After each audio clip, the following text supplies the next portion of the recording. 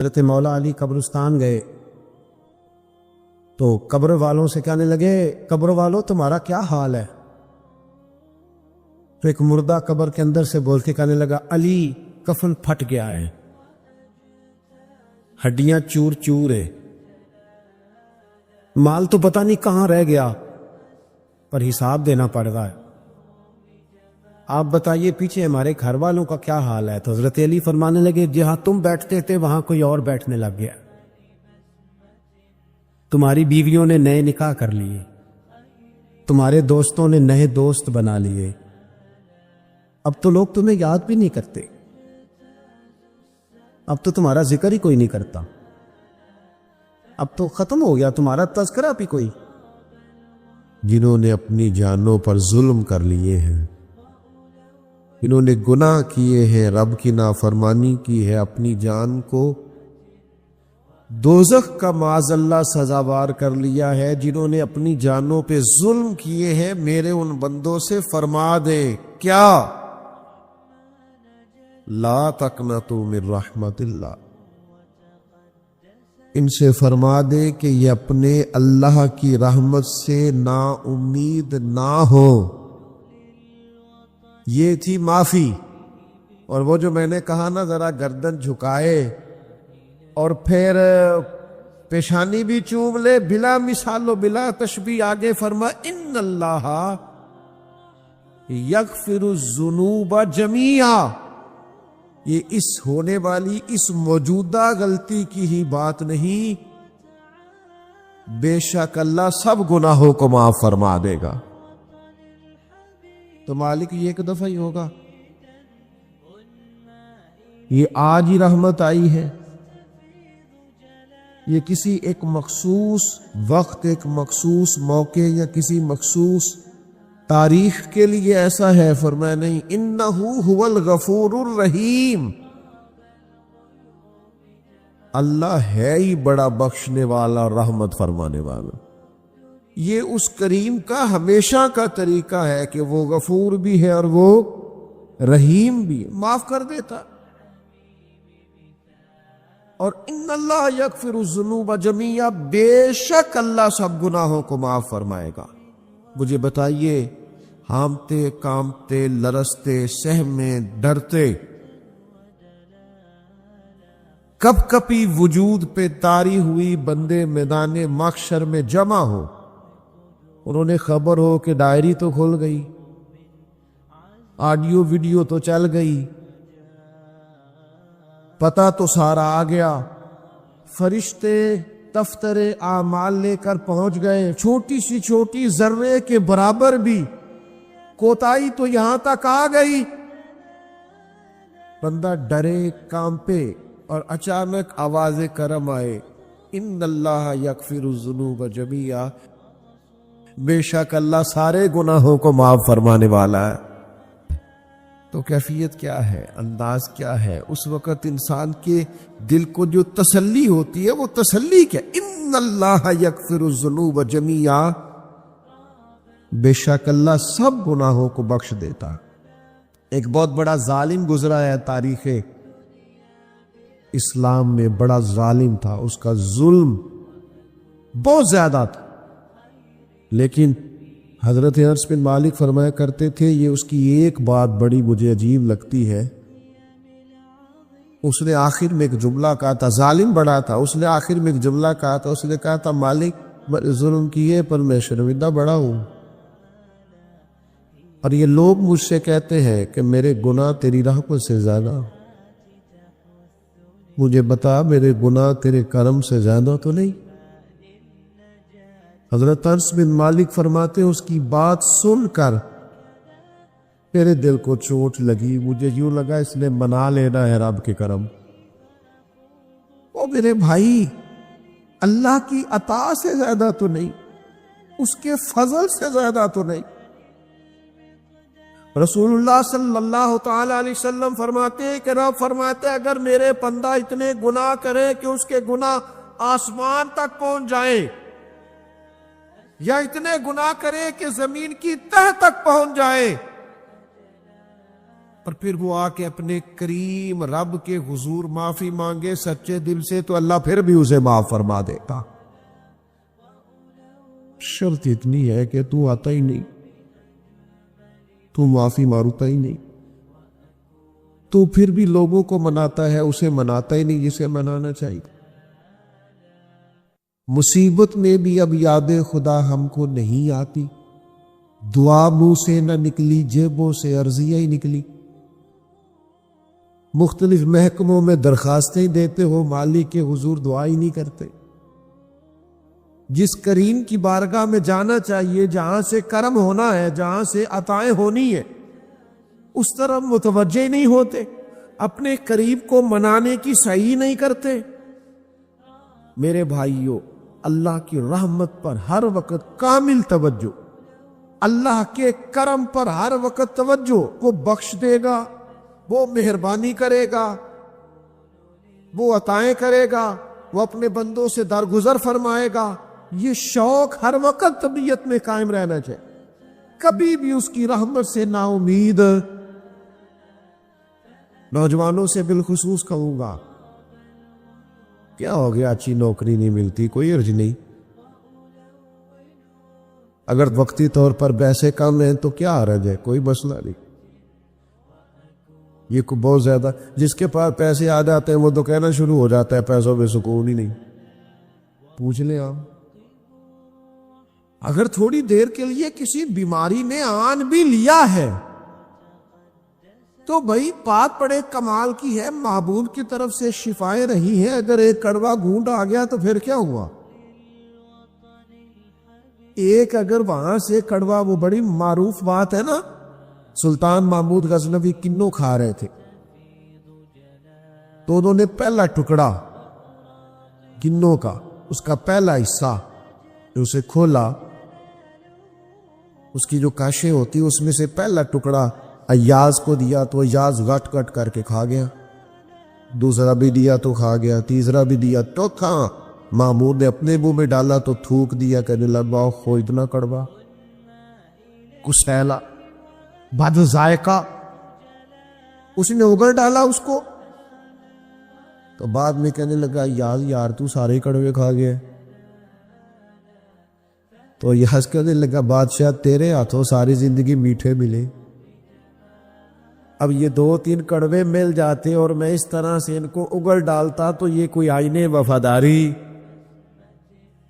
ساری زندگی شفا رہی اور اچانک پتہ چلا ہے کہ ذرا تھوڑی شوگر ہو گئی۔ اتنی مایوسی، جس نے ساری عمر شفائیں دی ہے، اگر کچھ دیر کے لیے دکھ قبول محمد بخشا، بس راضی رہن پیارے، راضی رہنا چاہیے۔ اس کے کرم کی طرف توجہ، اس کی عطا کی طرف توجہ، اس کے فضل کی طرف سے ہٹ۔ اپنے کریم رب کے ساتھ انسان کا اس طرح کا معاملہ کہ وہ کرم ہی کرے گا، وہ رحم ہی کرے گا، وہ عطائیں ہی فرمائے گا۔ اور کریم جب غالب آتا ہے نا تو کرم ہی کرتا ہے۔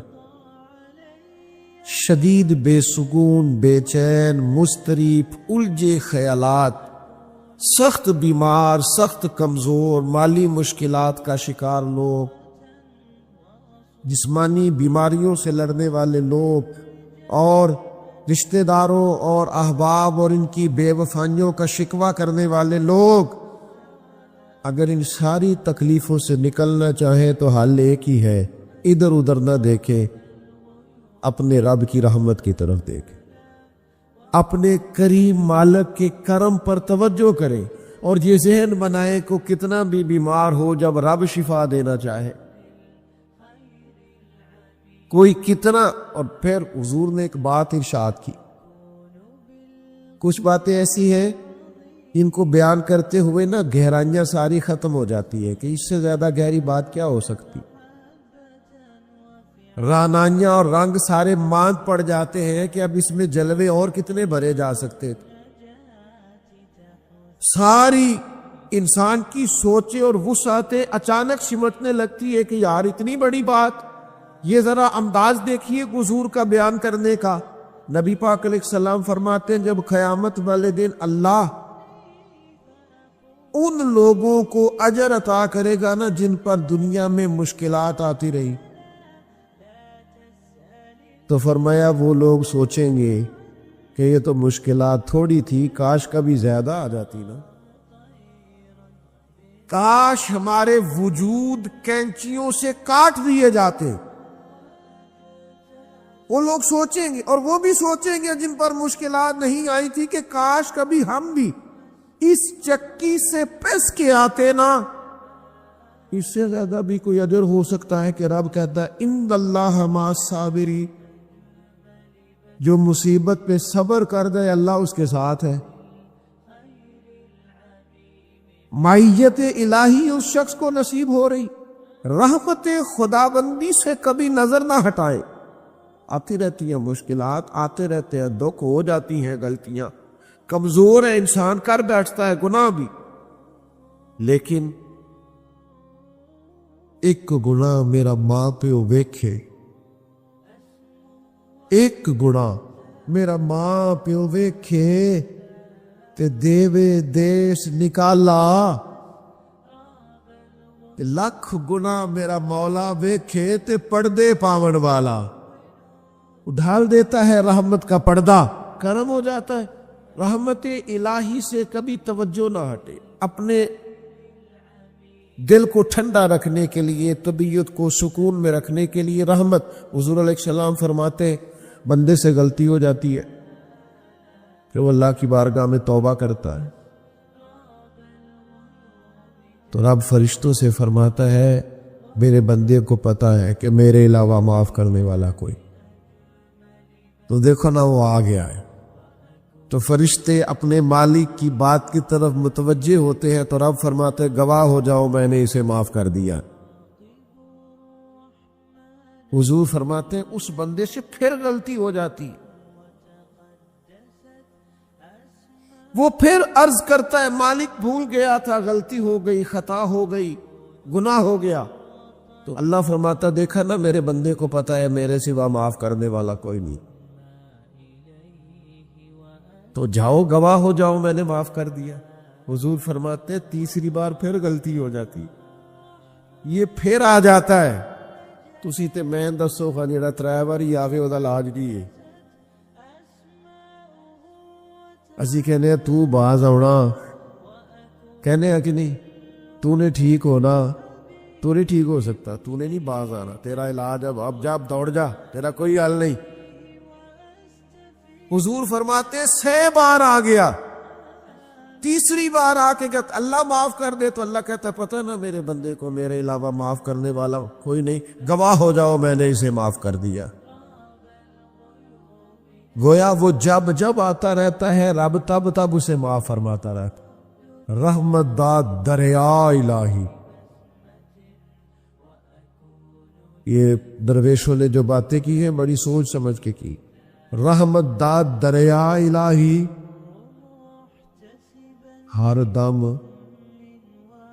رحمت داد دریا الہی ہر دم وگد ہے. میں نے اگلا شعر نہیں پڑھنا، اتنا ہی میں ایک مصرے پہ بات کرنی ہے صرف. رحمت داد دریا الہی، اگلا مصرع نہیں کہنا. اس کا معنی کیا ہے سمجھو. درویش کہتے ہیں ایسا نہیں ہوتا کہ کبھی کبھی رحمت ملتی ہے، ہر دم وگد ہے تیرا. رحمت داد دریا الہی ہر دم، ہر دم دم دم ہر دم وگدا تیرا. بس جے وچوں ایک قطرہ بخشے نا مینوں بھی تے کام بڑھ جاندا ہی. دم دم ہر دم سے بندے کو اللہ کی رحمت ملتی ہے، ہر وقت کرم ہوتا ہے، ہر وقت. اس کے لیے تو نہ کسی جگہ کی پابندی ہے نہ وقت کی پابندی ہے، نہ یہ ہے کہ وہ اس وقت میسر ہے اور معاذ اللہ اس وقت میسر نہیں، نہ اسے اونگ آتی ہے نہ نیند آتی. صبح بھی کرم شام بھی کرم، وہ ہر وقت رحم ہی رحم فرماتا ہے. اور حضور فرماتے جب اس نے مخلوق بنائی تھی نا اسی وقت اس نے اپنے عرش پہ لکھ دیا تھا، لوگوں میرا غضب زیادہ نہیں، میری رحمت ہی زیادہ ہے۔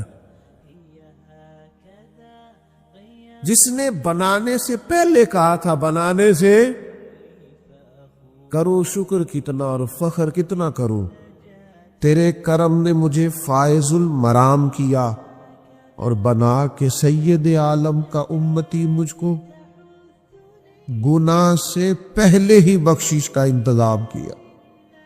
جب حضور کا امتی بنایا تھا نا تو گناہ تو بعد میں کرنے تھے نا، امتی بنا کے بخشش کا بندوبست پہلے کر دیا۔ بخشش کا بندوبست میں زیادہ نہیں کھول سکتا اس بات کو، غلطی بعد میں ہونی ہے، بخشش کا بندوبست پہلے۔ اور حضور فرماتے ہیں رب نے مخلوق بنائی تو یہ لکھ دیا کہ لوگوں یاد رکھنا غضب زیادہ نہیں ہے، رحمت ہی، تمہیں کرم ہی زیادہ ملے گا۔ اچھا حضور نہ کئی طریقوں سے اس رحمت کو بیان کرتے، کئی زاویوں سے، کئی مختلف انداز سے اللہ کے کرم کو لوگوں کے سامنے اجاگر کرتے۔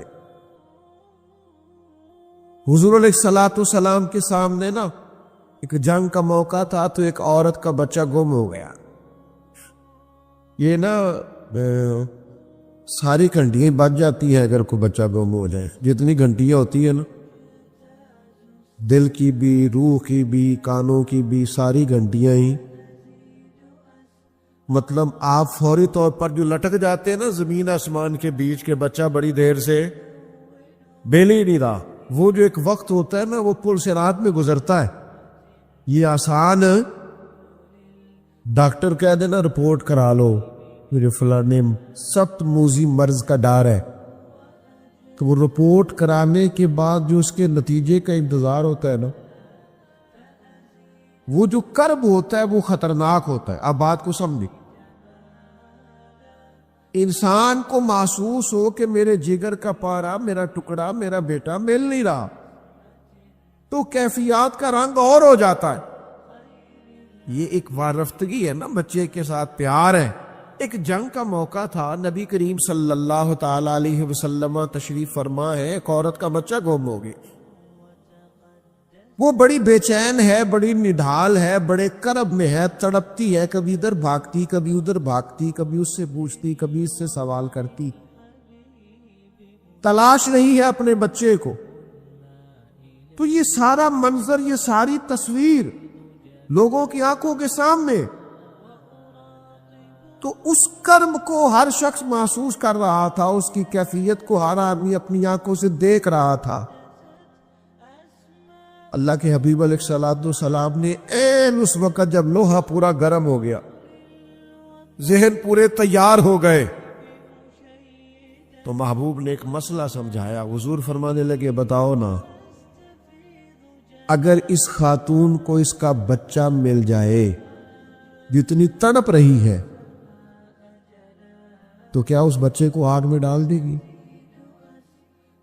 تو وہ کیفیت سارے دیکھ رہے تھے، مشکات میں حدیث موجود ہے۔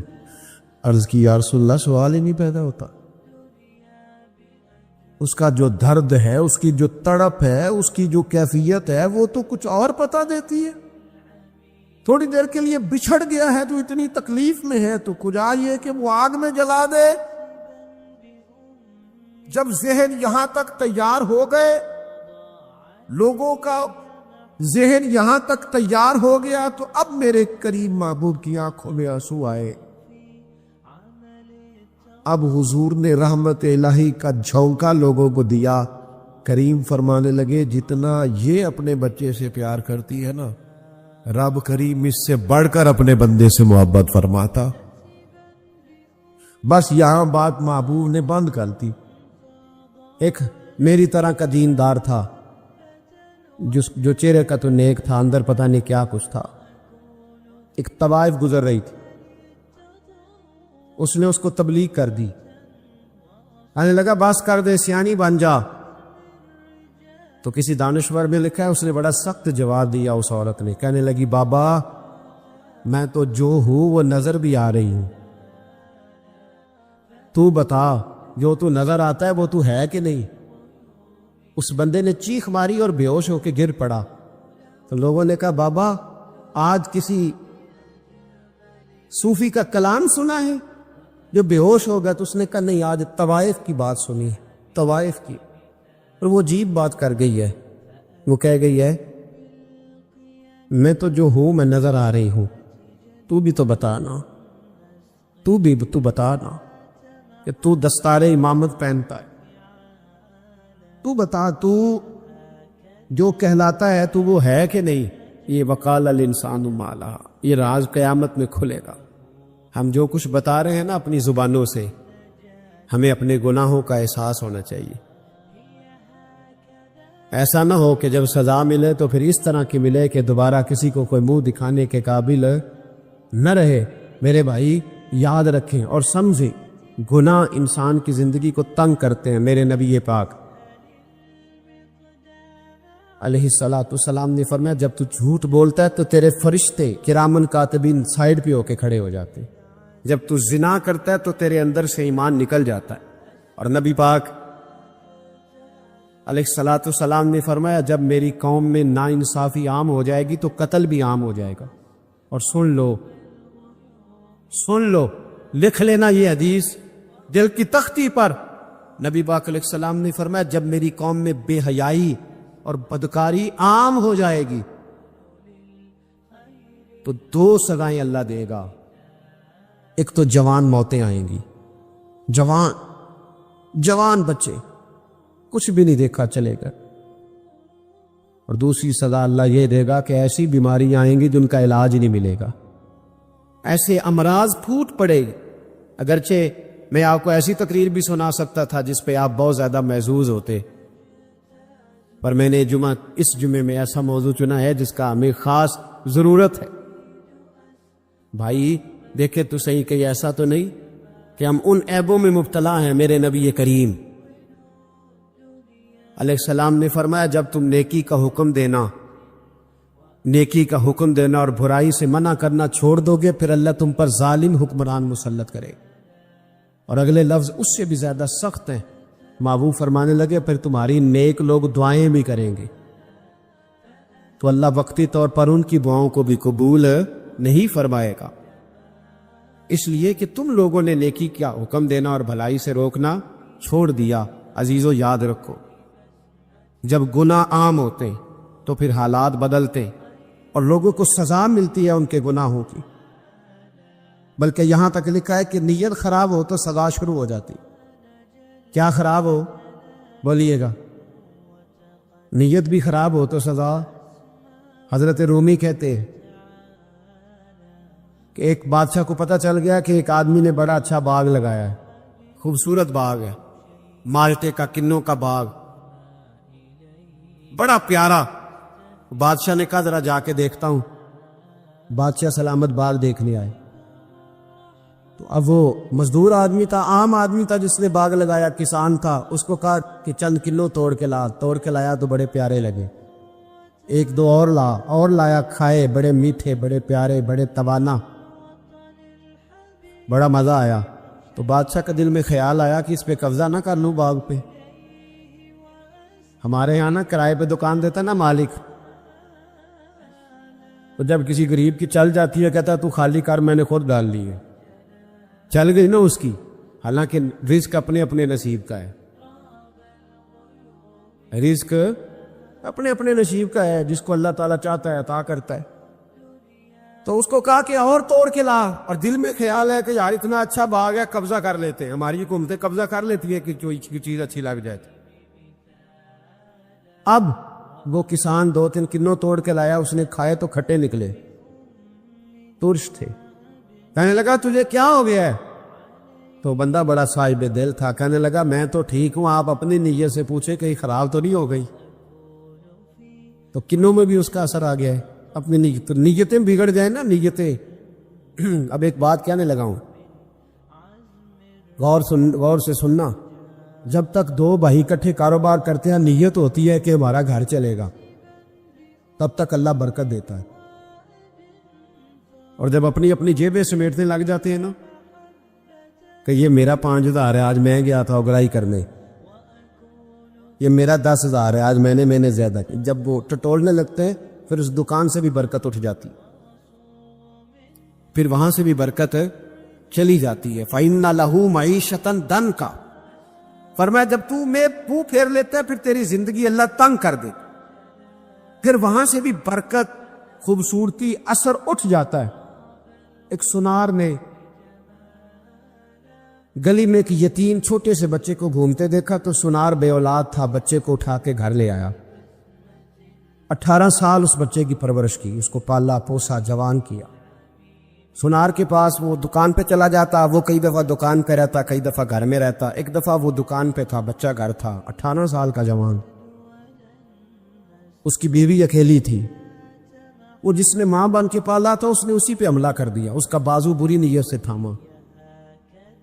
بیوی چیخی، تھوڑی دیر گزری تو وہ نوجوان پیروں میں بیٹھ گیا، کہنے لگا اماں پتہ نہیں مجھے کیا ہوا.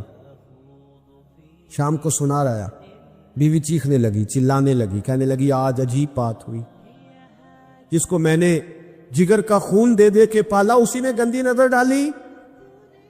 سنار محو حیرت ہے. بیوی کا خیال تھا کہ لٹھ اٹھائے گا، ڈنڈا اٹھائے گا، نوجوان کو مارے گا، لیکن وہ رونے لگ گیا.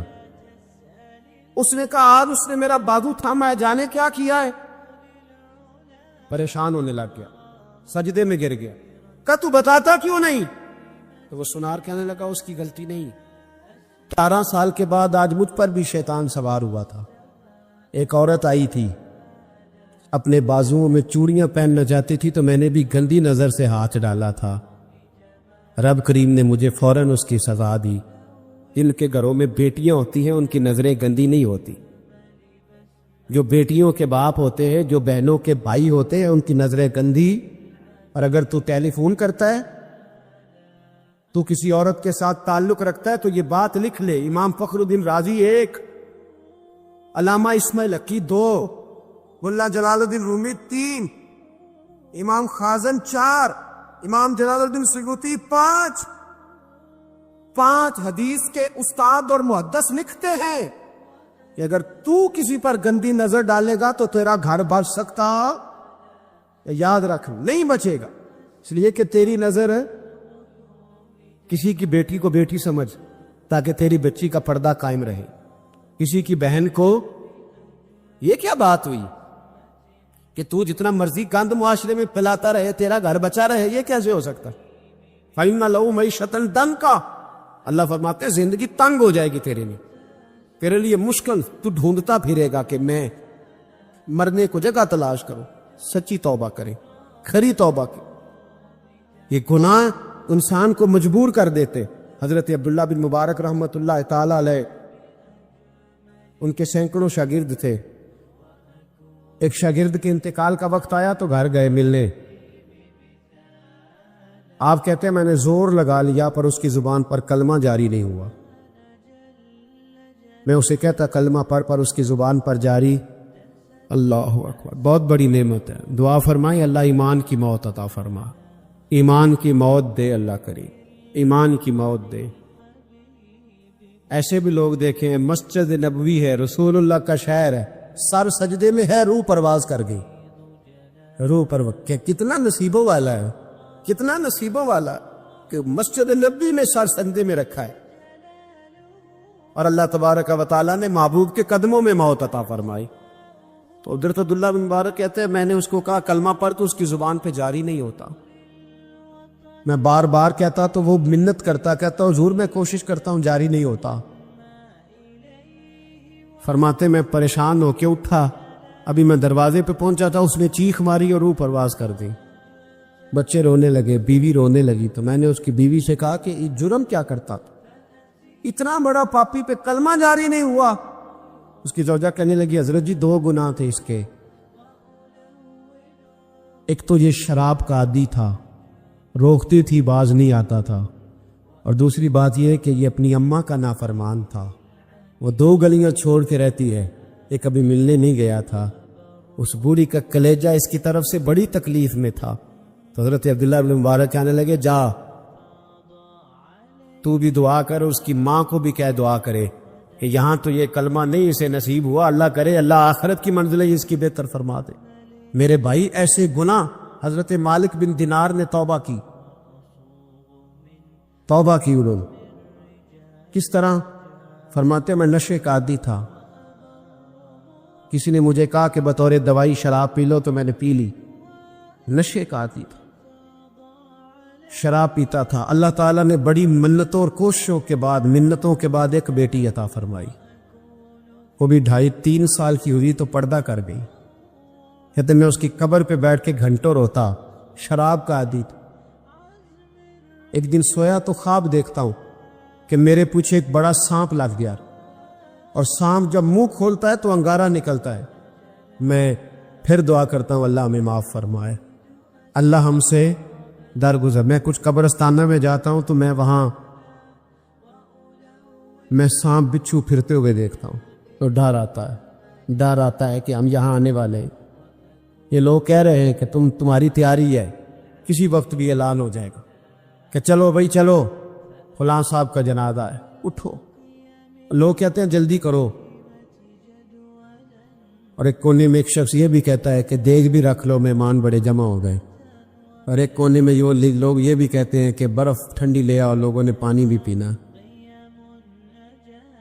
پہلے اعلان ہوتا ہے کہ فلاں فوت ہو گیا، پھر اعلان ہوتا ہے جنازے کا ٹائم ہو گیا، پھر اعلان ہوتا ہے جنازہ اٹھایا جائے گا، اور پھر بات ختم ہو جاتی ہے. پھر کل من علیہ فان، پھر کوئی نہیں پوچھنے آتا. ختم ہو گیا، قصہ ہی ختم ہو گیا. ان لوگوں کی کہانی مٹ گئی، ختم ہو گئے. بڑے بڑے قد کلا، کوئی پوچھنے والا نہیں.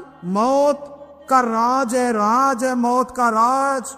موت راج کرتی ہے بس، اور کسی کا راج نہیں. وہ راج کرتی ہے، جدھر جاتی ہے اسی کا راج ہے، راج کر رہی ہے. تو حضرت مالک بن دینار کہتے قبرستان میں نے دیکھا، میں خواب دیکھتا ہوں بڑا اژدہا، اس کے منہ کے اندر آگ میرا پیچھا کر رہا ہے. کہتے میں خواب دیکھ رہا ہوں. میں دوڑا،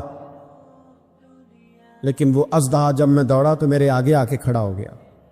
میں مشرق کو دوڑا تو وہاں بھی آ گیا، مغرب کو دوڑا تو وہاں بھی آ گیا. جناب مالک بن دینار کہتے ایک بوڑھا شخص کمزور مجھے بچانے آیا، پر اس اژدہا نے پھونک ماری تو وہ بوڑھا آدمی دور جا گرا. کہتے میں چیختا تھا، چلاتا تھا. ایک پہاڑی پہ میں بھاگا گیا تو وہاں مجھے میری بیٹی ملی، مجھے فوت ہو گئی. وہ اس اژدہے کے آگے اس نے یوں ہاتھ کیا تو اژدہا پیچھے بھاگ گیا. میں نے بیٹی کو گود میں اٹھایا. میں نے کہا بیٹی یہ کون تھا؟ کہنے لگی ابا یہ تیرا برا عمل تھا، یہ تیرا برا عمل تھا، یہ تجھے کھا جاتا اگر میں نہ ہوتی. تو کہا یہ بوڑھا جو مجھے بچانے آیا یہ کون تھا؟ کہا یہ تیرا اچھا عمل تھا، پر کمزور بڑا تھا، تھوڑا تھا. یہ تیرے برے عمل کا مقابلہ کرنے کی ہمت نہیں رکھتا تھا. حضرت مالک بن دینار کہتے ہیں میری بیٹی نے خواب میں میری داڑھی پکڑ لی اور کہنے لگی ابا میں چاہتی ہوں تو صحیح ہو جا، ایسا نہ ہو کہ پھر تیرے پیچھے یہ اژدہا لگ جائے. حضرت مالک بن دینار کہتے ہیں جب میں سو کے اٹھا تو میری داڑھی آنسوؤں سے بھری ہوئی. پھر اس کے بعد میں نے توبہ کی، اس طرح کی توبہ کی کہ پھر میں نے کوشش کی کہ دوبارہ میں اپنے رب کی نافرمانی نہ کروں. حضرت عبداللہ ابن عباس فرماتے تھے جو دنیا میں ہنس ہنس کے گناہ کرتے ہیں نا، ہنس ہنس کے جھوٹ ہنس ہنس کے بولتے، ہنس ہنس کے لوگوں کی غیبت کرتے، فرمایا یہ جو تمہیں ہنس ہنس کے گناہ کرتے نظر آتے ان کا رونا قیامت میں دیکھا نہیں جائے گا، ان کے آنسو قیامت میں دیکھے نہیں گئے. جو ہنس ہنس کے گناہ کرتے یہ روئیں گے. فَلْيَضْحَكُوا قَلِيلًا وَلْيَبْكُوا كَثِيرًا. رب فرماتے ہیں زیادہ رویا کرو، کم ہنسا کرو. نبی پاک علیہ السلام روتے تو صحابہ کہتے حضور آپ اتنا کیوں روتے ہیں؟ تو محبوب فرماتے جو میں جانتا ہوں وہ تم نہیں جانتے. دعا کرتا ہوں اللہ کی بارگاہ میں اللہ ہمیں سچی توبہ کی توفیق عطا فرمائے. جیسو پھولن غم دے پھولا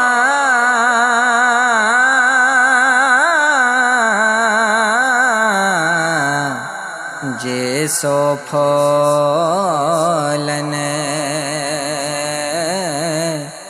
غم دے پھولا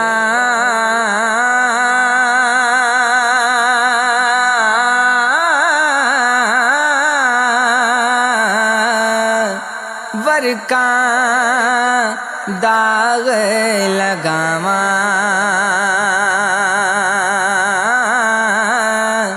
درد منداں دے درد نہ مک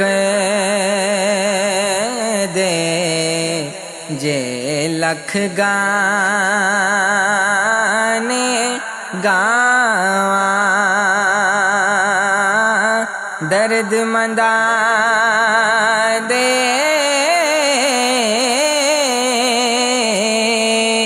درد نہ مک دے جے لکھ گانے گاواں اندر باہر پاں بڑے بلیا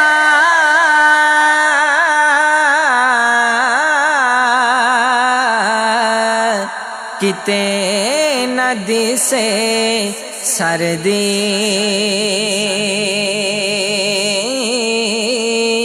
سات گڑی محمد بخشا ثانی روز حشر دی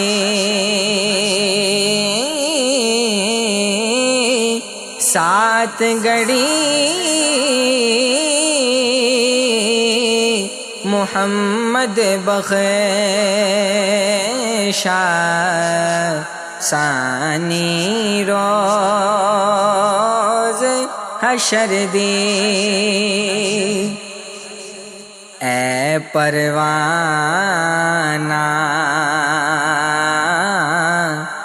موت لے آندا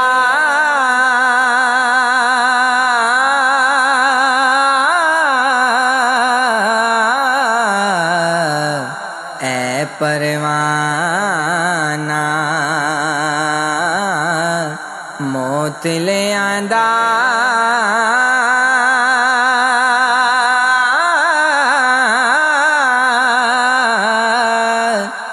فانی جگ تغیری دار بکانو تریا سجن کر کے دیس فقیری دار بکا نو تریا سجن کر کے دیس فقیری صدا نہ باغی بلبل بولے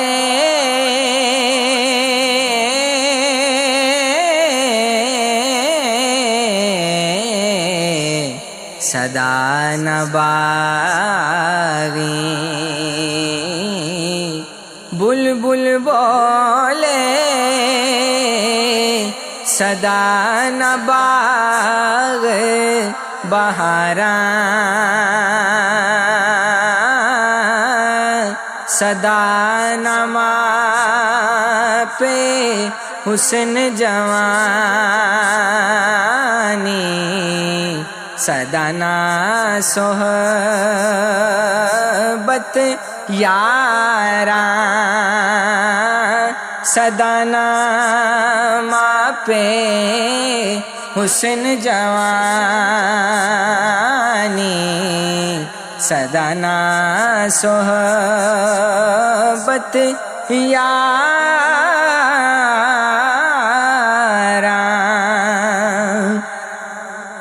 لمبی رات وچھوڑے والی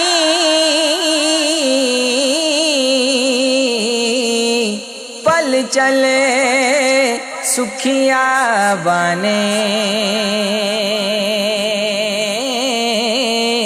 جو کوئی قید عشق دے اندر قدر ہو کچھ جانے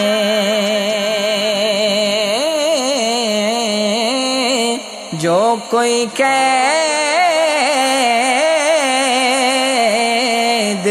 عشق دے اندر قدر ہو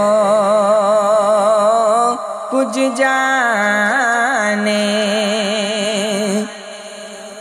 جان دے کیتے نہ نظری آوے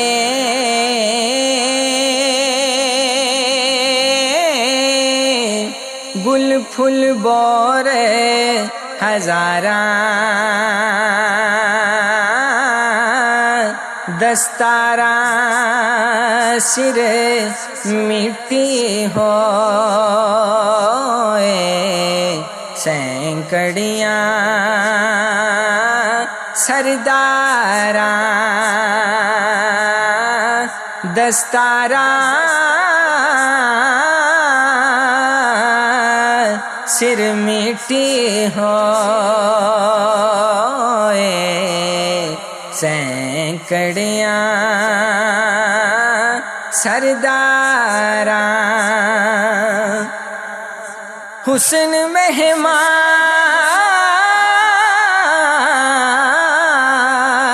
مہمان حسن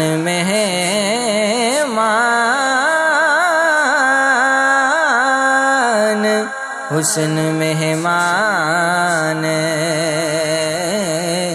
نئی گر باری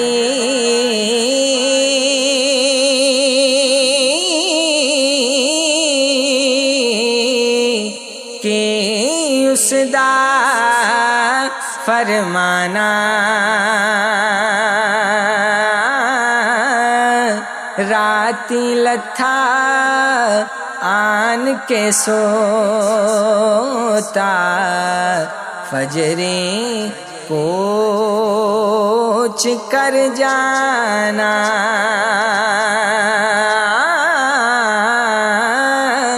راتی لتھا آن کے سوتا فجری کوچ کر جانا لے او یار حوالے رب دے